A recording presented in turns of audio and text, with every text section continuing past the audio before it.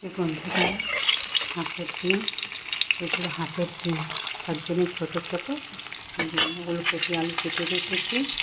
এটা দিয়ে বন্ধুরা পেঁয়াজগুলো ভালো করে ভাজবো, দিয়ে টমেটোটা দেবো, মশলাগুলো রেখেছি, লঙ্কা, নুন, হলুদ, আর এখানে আলুগুলো ভেজে নেব।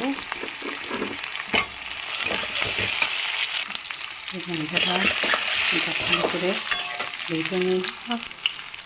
এরপর এটাকে দিয়ে ভালো করে কষে নেব। তারপর ওলকপিটা দেবো।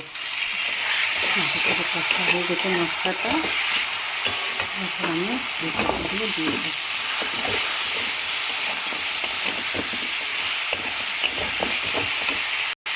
এখন আমি এখানে বাটি ধোয়া জলটা দিয়ে দিই।